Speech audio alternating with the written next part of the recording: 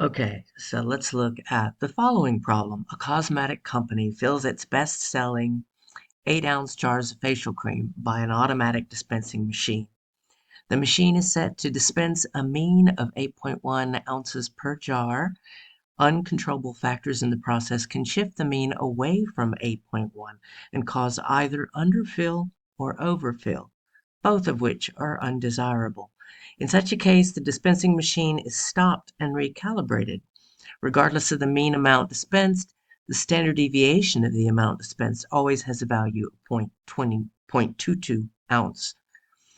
A quality control engineer routinely selects 30 jars from the assembly line to check the amounts filled. On one occasion, the sample mean is X bar equal 8.2 ounces, and the sample standard deviation is S equals 0.25 ounces.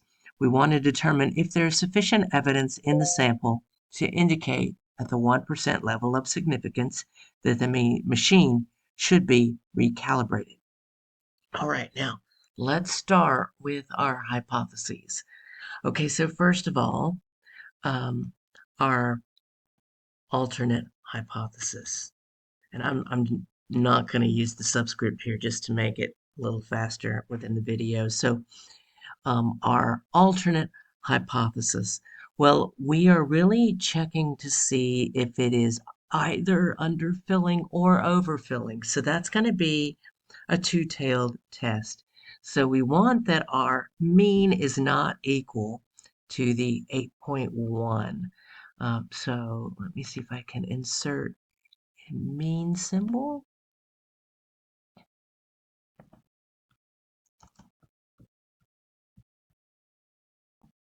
All right, so that means that our null hypothesis is the opposite of that, and that is that our mean is actually 8.1. In other words, the machine is working as we expect it to.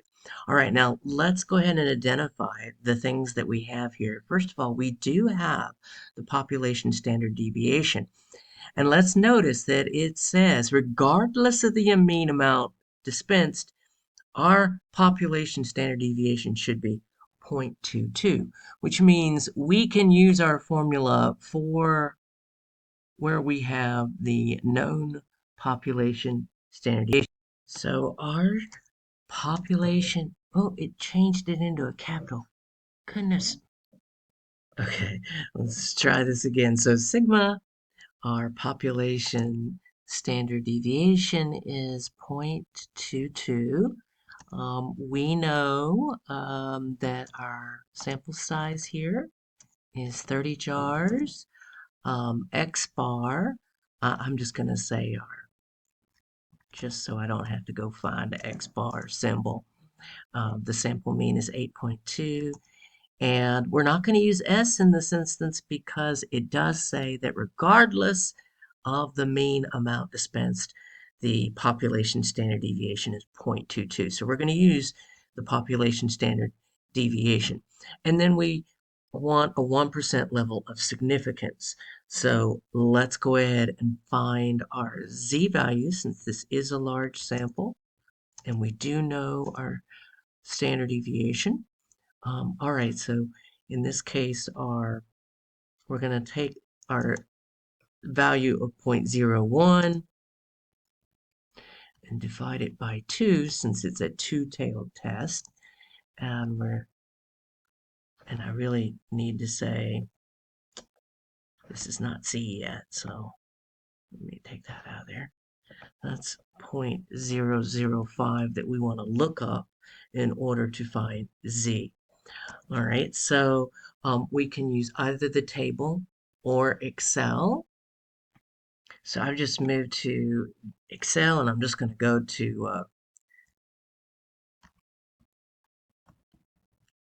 any cell will do, and we want to put in the 0.005 that we computed. All right, and so that is going to give us negative 2.57. I'm just going to round that to negative 2. Well, I'll go to 4 decimal places. Negative 2.5758. All right, so let's go back to my page, if I can figure out where it was. There it is.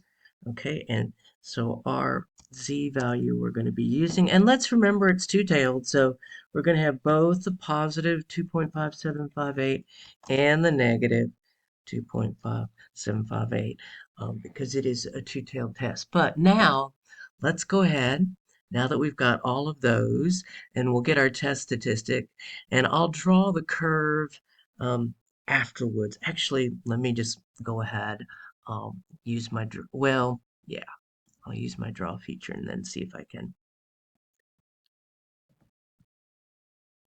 So I'm just gonna, not very straight, unfortunately, when I draw my mouse. Okay, but we have somewhere over here is negative 2.5758. And then over on the right side, approximately symmetric.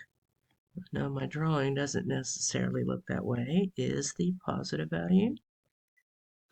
And our rejection regions are this one on the left and this one on the right. So we're now going to find our test statistic. If it falls into one of these two rejection regions, we will reject the null hypothesis and accept this alternate. And if it doesn't, we will fail to reject and assume that the machine is operating correctly. All right, so let's see if I can get out of the draw feature and hopefully go underneath this. Yeah, that's what I was afraid of. I'll go right here to do my z-score. All right, so my test statistic, we need to take our sample mean, which was 8.2, minus our population mean, which was 8.1 right here in our null hypothesis, divided by the population standard deviation, 0.22. And we're using the population here because it says regardless of the mean amount dispensed, we know that the standard deviation, or assume the standard deviation is going to remain 0.22. And that's over the square root of our sample size 30. All right, so I will go ahead and put the top first, just computing. 8.2 minus 8.1 is going to be 0.1. The bottom, we're going to have, all right, so I'm going to keep as many decimal places as my calculator gives me. And each, oops, I thought I was typing and I was not. Let's do that again. 4, 0, 0, 0, 0, 4, 0, 1, 6, 6, 3, 2, 1. And of course, depending on your calculator, you might have more decimal places than mine. Mine's a smaller calculator. And then I will do that calculation. And that will be 2.4896. Or I could round that off to 2.49. I wouldn't want to round it off too much because let's notice it's really close to our critical value here. So 2.489 is actually in this region here. Let me just change my color here in the draw. It's over here somewhere. All right, right before the number 2.5758 somewhere. All right, so it is not in our rejection region. So it's not over here in this red area or over here in this red area. So let me get out of the draw. So since it's not in the rejection region, we are going to fail to reject the null. We're not going to reject it. It's not in the rejection region. That means that we are going to assume that the machine seems to be working correctly because it is close enough to this mean to be proper. All right, so Um, there is enough evidence to, or I should say, I'm sorry, there is not enough evidence to reject the null hypothesis. The machine seems to be working correctly. Now, notice with the when we fail to reject, we don't necessarily have to list alpha. We can if we want to, but it is not necessary when we fail to reject the null. So there we go.